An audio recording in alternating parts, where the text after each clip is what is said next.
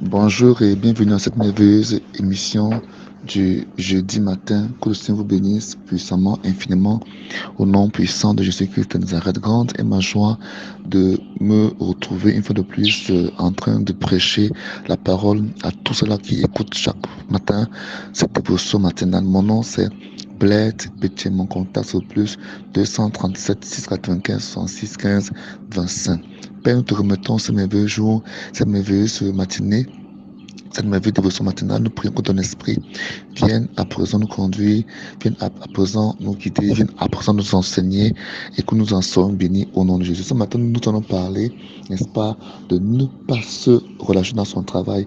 Il y a beaucoup de personnes qui se relâchent, qui se découragent, qui abandonnent dans la foi, dans leur travail, dans leur ouvrage, dans leur œuvre. La Bible dit dans le livre de Proverbes chapitre 18, verset 9, la Bible nous enseigne à ne pas nous relâcher. Dieu ne bénit pas ceux qui se découragent, ceux qui se relâchent, ceux qui abandonnent.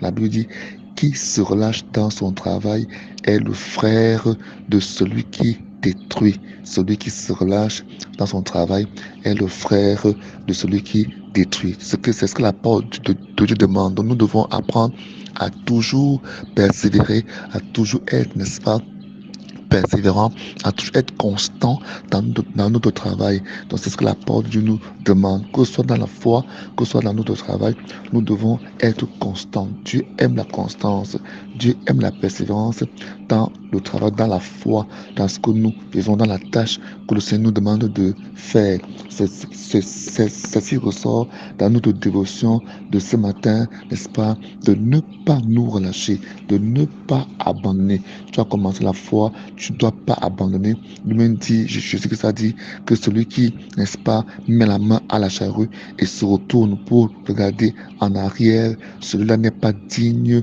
du royaume. Donc, pour faire comprendre que le Seigneur nous encourage à être des hommes, des femmes complets, des hommes, des femmes intègres, à ne pas abandonner, à ne pas nous décourager, à ne pas fuir. Parce que lorsqu'on voit les épreuves, lorsqu'on voit les difficultés, lorsqu'on voit les problèmes, lorsqu'on voit la souffrance, on est amené à fuir, à abandonner, à se relâcher. Donc, nous devons donc être fermes et mettre notre foi en Christ, mettre notre foi en Jésus. C'est ce que la Bible nous dit. Il dit aussi dans le livre de Proverbes, chapitre 24, verset 16, que même si le juste tombe cette fois, il se relèvera, alors que les méchants s'effondrent dans le malheur. La Bible nous fait comprendre que le juste peut tomber 7 fois, mais il doit toujours se relever. Donc, il tombe, il se relève, il tombe, il se relève. C'est ça la persévérance, c'est ça le fait de ne pas se décourager. Pourquoi as-tu tombé une, deux, trois fois et tu ne te relèves pas? Et vous rappelez dans le livre de Matthieu, lorsque Jésus-Christ, lorsque Pierre, n'est-ce pas, vient demander à Jésus combien de fois pardonnera-t-il son frère, Jésus va le dire, n'est-ce pas, de pardonner à son frère de tout son cœur. Et Pierre demandera combien de fois doit-il pardonner à son frère. Il demande, est-ce que ce sera 7 fois? Alors Jésus lui dit, je ne te dis pas 7 fois, mais je te dis 77 fois 7.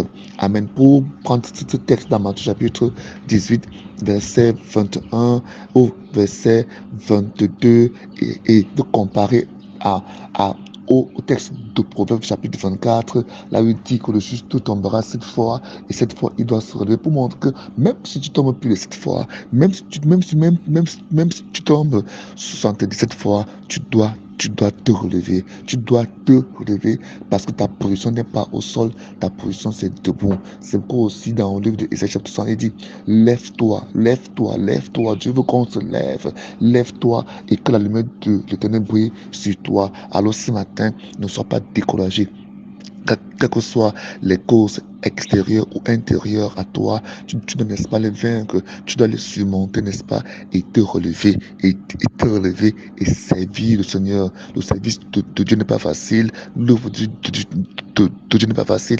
La vie même sur cette terre, en tant qu'enfant de Dieu, en tant que, n'est-ce pas, serviteur de Dieu, n'est pas facile. Lui-même en partant, il a dit, je vous laisse comme des brebis au milieu des loups. C'est ce qu'il a déclaré. Donc nous devons être, n'est-ce pas, courageux, nous devons être, n'est-ce pas, forts et ne pas abandonner au milieu du chemin. Il y a plusieurs personnes qui abandonnent à quelques mètres, à quelques kilomètres de leur salut, à quelques kilomètres de leur bénédiction, à quelques kilomètres de leur visitation. Nous devons être des hommes qui sont toujours en train de compter sur Dieu. Voilà pourquoi ce matin, comme tu te lèves tôt, quand tu te lèves tôt, comme tu te lèves tôt ce matin, remercie le Seigneur, remercie, demande la force, demande la grâce, n'est-ce pas, que cette journée soit une journée au cours de laquelle tu vas, n'est-ce pas, gérer, tu vas, n'est-ce pas, recevoir, vivre et manager tout ce que tu pourras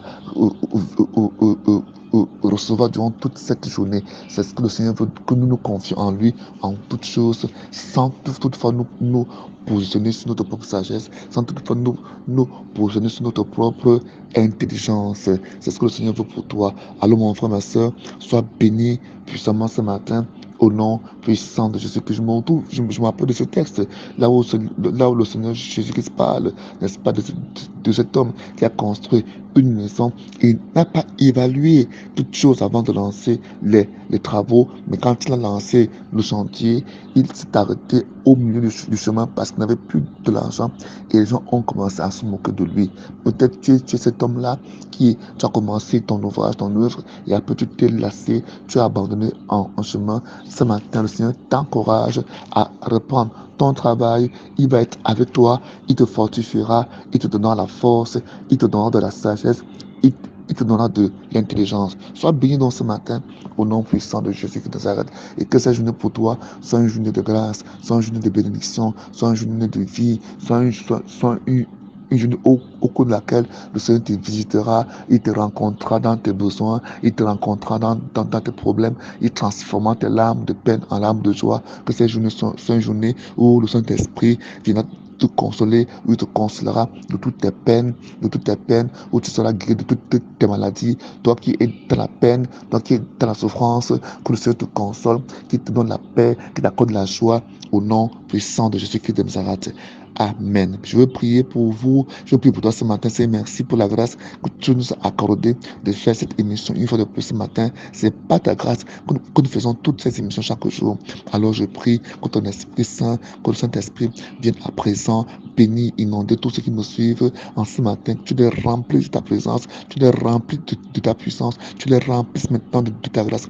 Dans le nom de Jésus, s'il y a quelques-uns qui sont malades, Père, je prie au nom de Jésus qu'ils soient guéris de toute leur maladie, au nom de Jésus, qu'ils soient guéris de toute leur maladie, au nom puissant de Jésus, que ce soit les problèmes situés à la tête, situés au cœur, au poumon, à l'estomac, je prie maintenant qu'ils soient guéris, Père, je te les remets, afin qu'ils soient complètement guéris. Père, nous venons chasser tout esprit d'infimité de leur vie, au nom de Jésus-Christ, et nous prions pour la guérison, qu'ils soient guéris, qu'ils sachent que tu es un Dieu bon, qu'ils sachent que tu es un Dieu bon, qu'ils soient restaurés pour tous qui sont dans la souffrance, afin que tu les consoles et que tu les visites dans leur peine, tu transformes leur peine en joie au nom de Jésus. Père, je te dis, mais je te rends grâce au nom de Jésus qui de Nazareth. Amen. Que Dieu vous bénisse. Passez une excellente journée au nom de Jésus-Christ. Amen.